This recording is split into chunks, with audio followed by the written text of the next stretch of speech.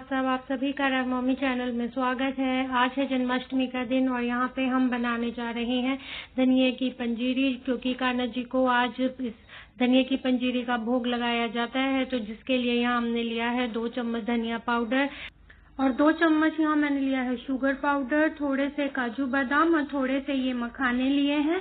तो यहाँ सबसे पहले हम एक कढ़ाई ले लेंगे। उस कढ़ाई में थोड़ा सा 1 चम्मच जो है हम देसी घी डालेंगे। देसी घी के अंदर हम इन सभी ड्राई फ्रूट्स को हल्का सा फ्राई कर लेंगे। ड्राई फ्रूट्स को फ्राई करने से ड्राई फ्रूट्स का जो अरोमा आता है और जो पंजीरी, धनिये की पंजीरी का जो टेस्ट आएगा वो बहुत ही अच्छा आएगा। तो इसलिए हम सबसे पहले काजू बादाम को अच्छे से जो है मीडियम फ्लेम पे ही इसको जो है हम इसको फ्राई करेंगे। इसको हमें बहुत ज़्यादा फ्राई नहीं करना है, ज़्यादा फ्राई कर लेंगे तो इसका वो टेक्सचर नहीं आएगा। हमें इन्हें हल्का सा ही ऑयल में जो है फ्राई करना है। हल्का सा फ्राई कर लेने के बाद में इसका जब हम पंजीरी में इसको डालेंगे तो इसका पंजीरी का जो फ्लेवर है और जो उसका टेस्ट है वो बहुत ज़्यादा बढ़ जाएगा। अब यहाँ देखिए हमारे काजू बादाम जो हैं वो हल्के से रोस्ट हो चुके हैं, बहुत अच्छी खुशबू आ रही है। अब हम इन्हें एक अलग कटोरी में निकाल लेंगे और उसके बाद जो हमने मखाने लिए हैं उनको भी हम इसी तरह से हल्के मीडियम फ्लेम गैस पे उसको हल्का सा फ्राई कर लेंगे। तो ये देखिए यहाँ पे काजू बादाम फ्राई हो चुके हैं, बहुत अच्छे लग रहे हैं देखने में। तो इसके बाद हम अब मखानों को भी फ्राई कर लेंगे। मखाने फ्राई करने के लिए हमें मखानों को बहुत ज़्यादा देर तक फ्राई नहीं करना है, उन्हें बहुत ही थोड़े से टाइम के लिए अराउंड 3 मिनट के लिए ही आपको उसको फ्राई करना है, क्योंकि ये फिर बहुत ज़्यादा क्रंची हो जाएंगे। तो इन्हें हल्का सा ही हमें करना है फ्राई। तो इनको हल्का सा ऑयल में ही फ्राई कर लेने के बाद में हम इनको भी अलग से एक कटोरी में निकाल लेंगे। तो यहाँ देखिए मखाने भी फ्राई हो चुके हैं और इसके अंदर से भी बहुत अच्छी खुशबू आ रही है, क्योंकि धनिये की पंजीरी में जो है ड्राई फ्रूट्स डाले जाते हैं कान्हा जी को भोग लगाने के लिए। कान्हा जी को धनिये की पंजीरी का भोग लगाया जाता है। तो ये देखिए मखाने फ्राई हो चुके हैं। इसके बाद हम जो धनिया हमने लिया था 2 चम्मच, उसको भी हम थोड़े से घी में, देसी घी में उसको हल्का सा भून लेंगे। तो ये देखिए थोड़े से देसी घी में हमने 2 चम्मच धनिया पाउडर जो लिया था उसको हम अच्छे से भून लेंगे। जब तक हम इसको कंटिन्यू चलाते रहेंगे ताकि हमारा धनिया जो है वो लग नहीं जाए, और जब तक धनिये से एक बहुत ही अच्छी सी खुशबू नहीं आने लग जाती तब तक हम इसे कंटिन्यू चलाते रहेंगे। तो यहाँ पे अब धनिये से धीरे धीरे एक बहुत ही अच्छी खुशबू आने लगी है और उसका जो एक बहुत ही अच्छा धनिये का एक अरोमा आ रहा है। अब हमारा धनिया जो है यहाँ पे ऑलमोस्ट हो चुका है, इसका कलर भी हल्का सा चेंज हो चुका है। अब हम इसमें डालेंगे शुगर पाउडर, जो यहाँ हमने 2 चम्मच लिया है उसको हम इसमें धनिया में ऐड कर देंगे। धनिये में शुगर पाउडर को ऐड कर देने के बाद हम इसको गैस को बंद कर देंगे और इसमें जो हमने ड्राई फ्रूट्स लिए थे वो ड्राई फ्रूट्स को भी हम इसमें डाल देंगे। ड्राई फ्रूट्स को इसमें डाल देने के बाद हम इसे अच्छे से मिक्स कर लेंगे। तो देखिए यहाँ पे हमारी धनिये की पंजीरी जो है बनके तैयार हो चुकी है। इसको बनाने में बहुत ज़्यादा टाइम नहीं लगता है, तो आप इसे बहुत ही इजीली घर पे बना सकते हैं। ये उन लोगों के लिए बहुत ही इजी रेसिपी है जो लोग रात के समय में मंदिर जाके कान्हा जी का प्रसाद नहीं ले पाते हैं। तो घर में आप इस तरह से पंजीरी बना के कान्हा जी को भोग लगा सकते हैं और इसे खा के अपना व्रत भी खोल सकते हैं। तो ये देखिए यहाँ पे पंजीरी बिल्कुल बनके तैयार हो चुकी है। तो इसको अब हम एक अलग से बाउल में निकाल लेंगे और इसका बहुत ही अच्छा खुशबू आ रही है पंजीरी की और ये देखने में भी बहुत अच्छी लग रही है। इसमें आप मीठा जो है वो अपने अकॉर्डिंग डाल सकते हैं। यहाँ मैंने मीठा जो है वो थोड़ा कम लिया है, आप अपने टेस्ट के अकॉर्डिंग इसमें मीठा कम या ज़्यादा कर सकते हैं। तो ये देखिए हमारी पंजीरी बन चुकी है।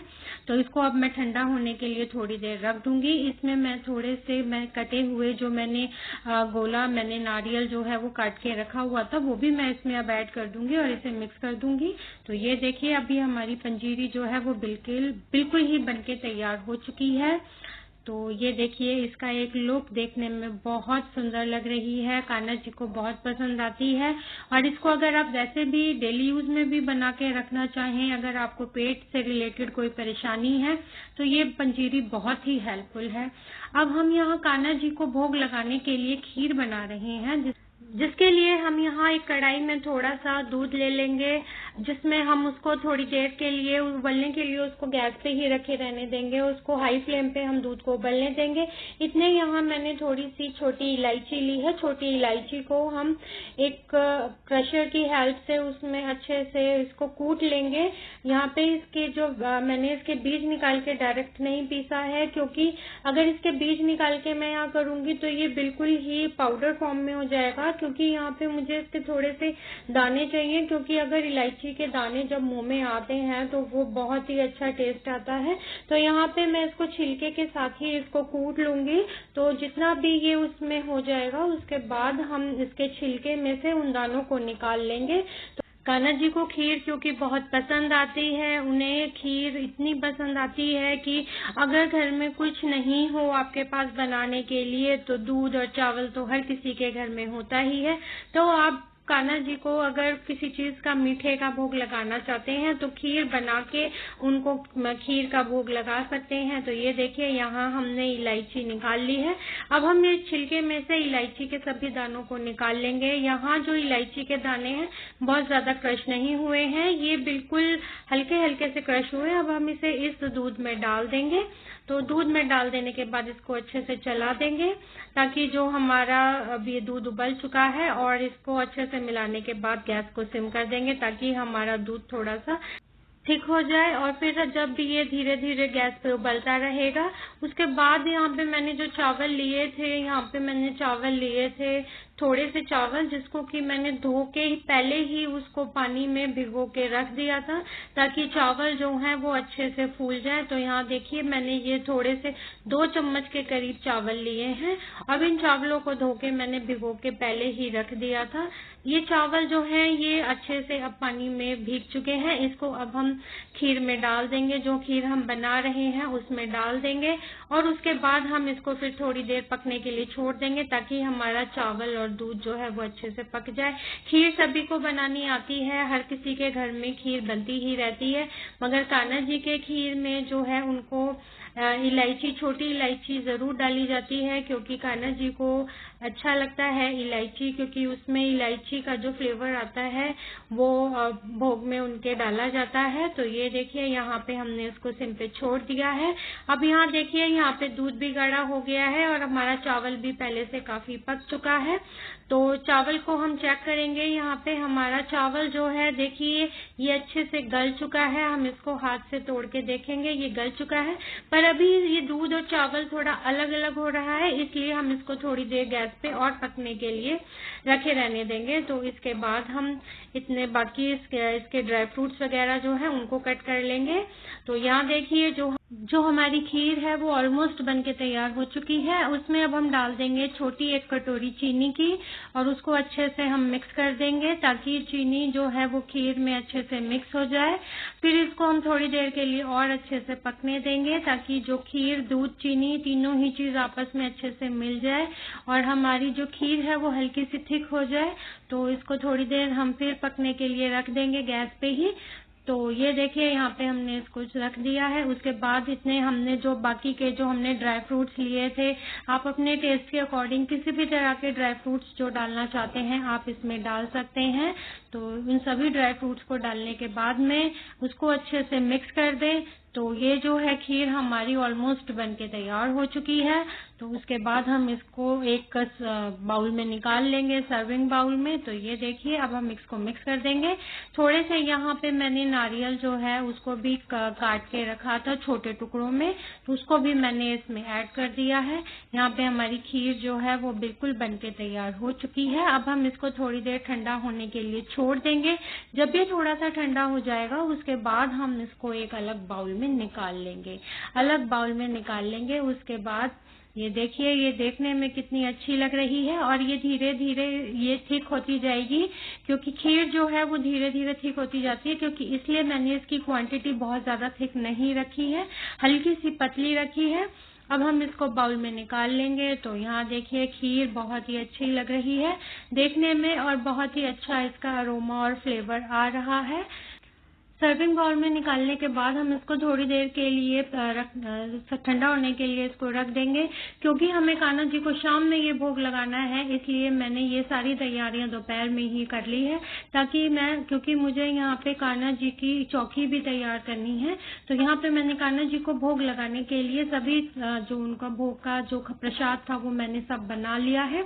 इसके साथ मैंने कान्हा जी को भोग लगाने के लिए कढ़ी चावल बनाए हैं, जो कि उनको भी मैं कान्हा जी को भोग लगाऊंगी। तो ये देखिए यहाँ हमारी खीर बनके तैयार है। अब हम करते हैं चौकी की तैयारी। तो यहाँ पे मेरे पास एक साइड टेबल रखी हुई थी, उसको मैंने लिया है। उस साइड टेबल पे ही मैं कान्हा जी की चौकी लगाऊंगी। और यहाँ मैंने ली है, मेरी एक साड़ी रखी हुई थी।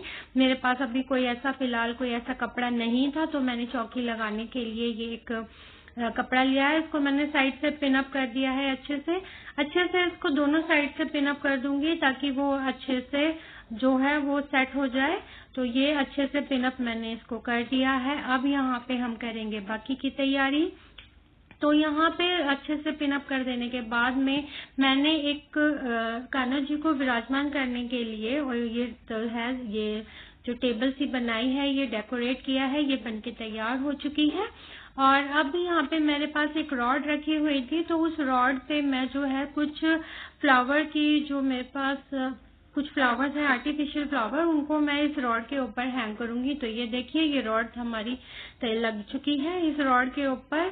अब मैं इन फ्लावर्स को, जो मेरे पास दो कलर के हैं, एक ऑरेंज और एक येलो, इन दोनों कलर के फ्लावर्स को मैं एक एक करके इसके ऊपर टांग दूंगी।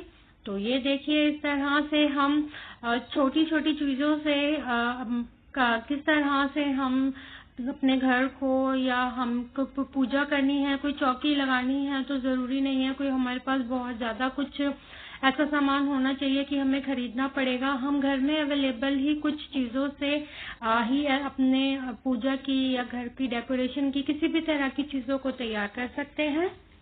तो ये देखिए यहाँ पे मैंने सबसे पहले येलो कलर के फ्लावर्स को टांग दिया है। इन फ्लावर्स को टांग देने के बाद इनके बीच में जो है मैं ऑरेंज कलर के फ्लावर्स को टांगूंगी, ताकि उसका जो कॉम्बिनेशन है वो देखने में बहुत अच्छा लगे। तो ये देखिए ये येलो कलर के फ्लावर कितने सुंदर लग रहे हैं बिना किसी खर्चे के। यहाँ पे ये फ्लावर मैंने बहुत टाइम पहले खरीदे थे, तो अभी मैंने ये चौकी लगाने के लिए मैंने कुछ भी परचेज नहीं किया है। तो ये देखिए इसके बाद इनके बीच में मैंने ये ऑरेंज कलर के फ्लावर जो है वो टांग दिए हैं। तो इस तरह से एक छोटी सी चौकी जो है आप अपने घर में गणेश चतुर्थी के टाइम पे, या माता की चौकी के लिए, कि किसी भी तरह के लिए आप बहुत इजीली लगा सकते हैं, जिसके लिए जरूरी नहीं है कि आपको हर बार ही मार्केट से कुछ खरीदना है। यहाँ मेरे पास अब कान्हा जी का एक झूला रखा हुआ है, उस झूले को ही मैं अच्छे से फूलों से डेकोरेट कर दूंगी। उसको अच्छे से डेकोरेट करके देखिए मैं उसके चारों तरफ, जो झूले के चारों तरफ है, उसको फ्लावर से लपेट दूंगी, क्योंकि आज के दिन कान्हा जी फूलों से नहाते हैं, कई चीजों से उनका स्नान कराया जाता है, दही से, दूध से। तो ये देखिए ये फूलों से मैंने उनका झूला सजाया है, बहुत ही सुंदर लग रहा है। ये ऑलरेडी देखने में बहुत सुंदर था, तो फिर मैंने सोचा इसी को ही डेकोरेट कर लेते हैं फ्लावर लगा के। तो ये बहुत ही सुंदर लग रहा है। तो ये देखिए यहाँ पे ये जो है फ्लावर हमने इसमें लगा दिए हैं। कान्हा जी को जन्माष्टमी के दिन झूला झुलाया जाता है, क्योंकि जन्माष्टमी के दिन उनका जन्म हुआ है। तो कान्हा जी को झूला झुलाना तो जन्माष्टमी के दिन बहुत जरूरी होता है, इसलिए उनका झूला बहुत ही सुंदर सब लोग तैयार करते हैं। तो यहाँ पे भी मैंने बहुत ही सिंपल तरीके से फूलों की माला से कान्हा जी का झूला तैयार किया है। तो इसको तैयार करने में बहुत ज्यादा कोई मैंने खर्चा नहीं किया है। तो अगर आपके पास भी ऐसा कोई झूला हो तो आप उसको भी इसी तरह से तैयार कर सकते हैं। तो इस तरह से तैयार करके आप अपने लड्डू गोपाल जी को झूले में बिठा के उन्हें झुला सकते हैं। जन्माष्टमी के दिन हर कोई कान्हा जी को उनके बर्थडे सेलिब्रेशन में चाहता है कि उनका बर्थडे अच्छे से मनाएं, अच्छे से सेलिब्रेट करें। तो इस तरह से यहाँ मैं अपने कान्हा जी का बर्थडे सेलिब्रेट कर रही हूँ। सबका बर्थडे सेलिब्रेट करने का अपना एक अलग तरीका होता है। तो ये देखिए यहाँ पे हमारा जो झूला है वो बिल्कुल फूलों से तैयार हो चुका है। कितना सुंदर लग रहा है।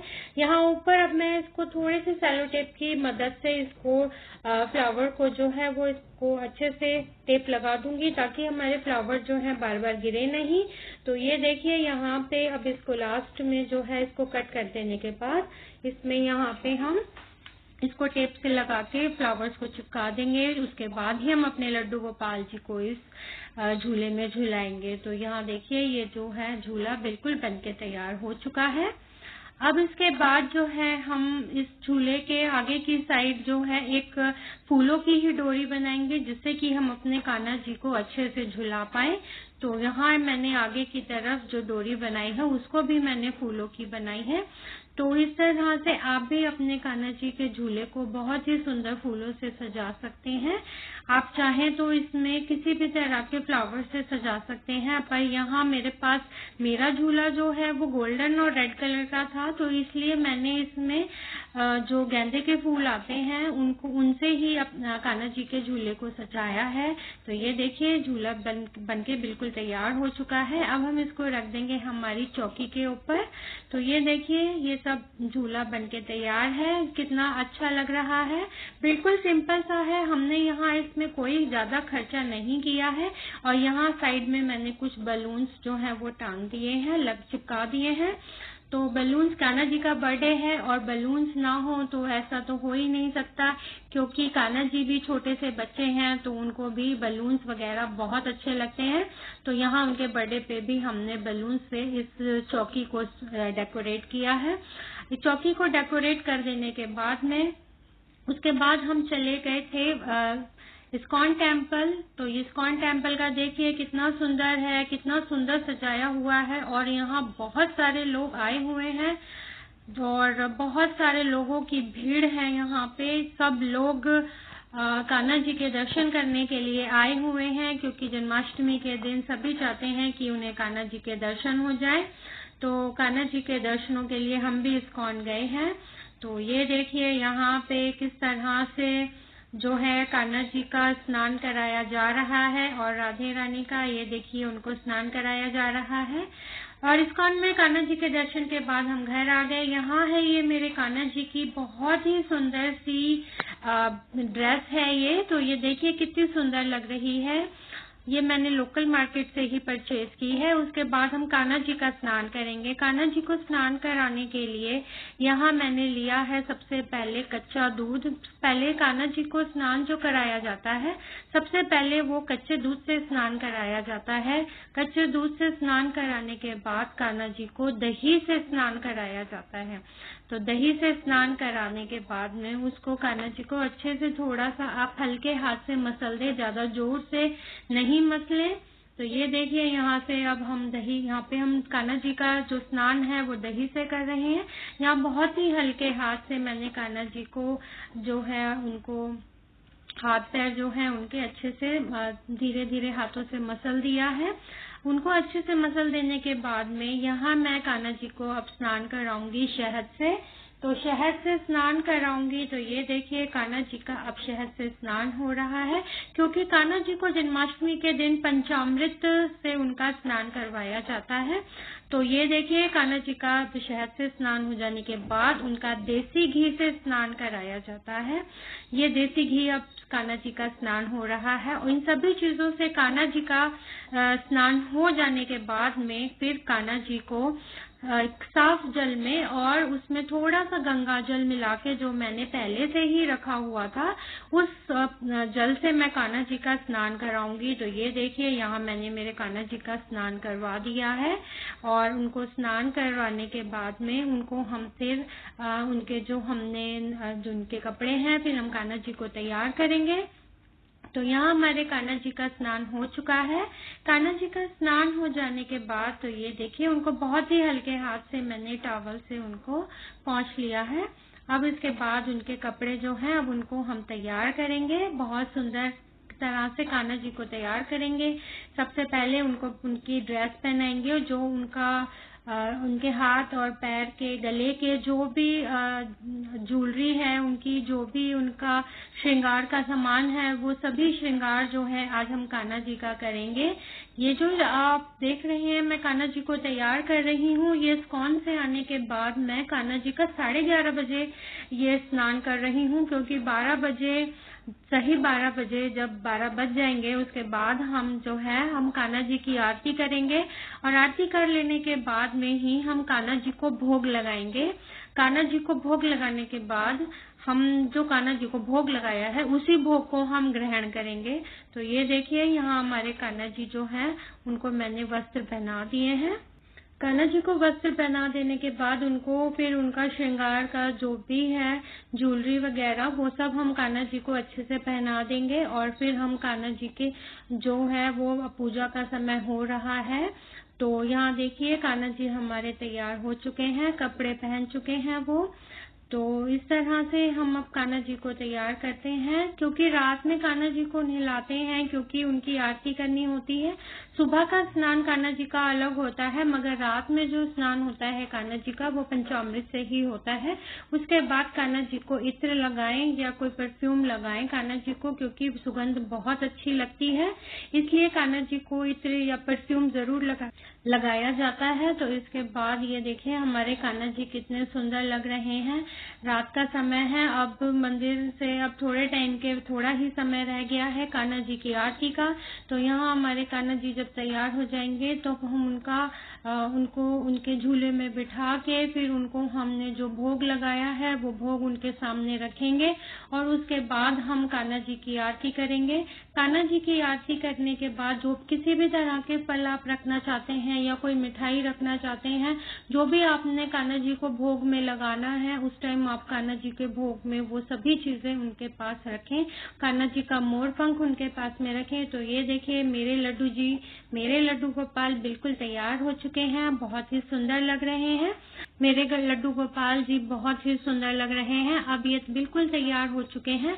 अब हम इनको इनके झूले में बिठाएंगे और वहाँ पे हम इनको इनका पालना जो है वो झुलाएंगे। तो ये देखिए बिल्कुल सुंदर लग रहे हैं और तैयार हो चुके हैं। तो चलिए इन्हें बिठाते हैं इनके झूले में। मेरे कान्हा जी बहुत सुंदर लग रहे हैं। मैं अपने कान्हा जी को छोटा सा एक काला तिल भी लगाती हूँ ताकि मेरे कान्हा जी को किसी की नजर न लगे। तो ये देखिए मेरे कान्हा जी बहुत ही सुंदर लग रहे हैं, एक छोटे बच्चे के जैसे। देखिए कितना सुंदर लग रहा है, ये देखिए कितना सुंदर इनका चेहरा लग रहा है और बहुत ही क्यूट से लग रहे हैं। अब इनको हम बिठाएंगे इनके झूले में। तो ये देखिए इनका झूला भी बिल्कुल तैयार है, इसमें अब हम इनको विराजमान कराएंगे। इन झूले में कान्हा जी को विराजमान करने के बाद में हम सब तरह की तैयारी जो है उनके भोग की या हमने जो पूजा करनी है वो मैंने सब पहले से ही करके रखी हुई थी। तो ये देखिए कान्हा जी झूले में विराजमान हो चुके हैं। अब यहाँ हम इनको अच्छे से बिठा देंगे। अच्छे से बिठा देने के बाद में इनकी जो बांसुरी और जो मोर पंख है वो भी हम कान्हा जी के बांसुरी कान्हा जी के हाथ में दे देंगे, कान्हा जी को लगा देंगे बांसुरी। और मोर पंख भी जो है वो हम कान्हा जी के पास ही रख देंगे, क्योंकि कान्हा जी को उनके जन्म के समय मोर पंख और तुलसी कान्हा जी को जरूर उनके पास रखी जाती है। कान्हा जी को ये सब चीजें बहुत ही प्रिय हैं, उन्हें बहुत अच्छी लगती है। तो यहाँ पे देखिए अब हमने कर ली है पूजा की तैयारी। यहाँ पे मैं अब दिया लगा रही हूँ। 12 बज चुके हैं और हम कर रहे हैं पूजा की तैयारी। तो दिया लगा लिया है मैंने। तो दिया लगाने के बाद में साथ ही में मैं कान्हा जी के जो भोग का सभी सामान है उसको भी हम रख लेंगे। जो फल आप कान्हा जी को भोग में लगाना चाहते हैं उन फल को भी आप रख लें साथ में। तो ये चौकी जो देख रहे हैं आप, ये देखिए कितनी सुंदर लग रही है। बिना किसी खर्चे के घर में आप अपनी छोटी छोटी चीजों से ही कितनी सुंदर चौकी सजा सकते हैं। ये देखिए मैंने यहाँ पे कुछ फल रख दिए हैं कान्हा जी के भोग। उसके बाद मैंने यहाँ कान्हा जी को भोग लगाने के लिए छोटी सी प्लेट तैयार की है, जिसमें मैंने उस पंजीरी, माखन, खीर और कड़ी चावल और कान्हा जी को मिश्री, माखन मिश्री बहुत अच्छी लगती है और मिश्री, मैं इन सब चीजों का कान्हा जी को इन सब चीज़ों का मैं कान्हा जी को भोग लगाऊंगी, क्योंकि कान्हा जी को माखन, मिश्री, खीर और धनिये की पंजीरी बहुत ज़्यादा प्रिय है, बहुत अच्छी लगती है।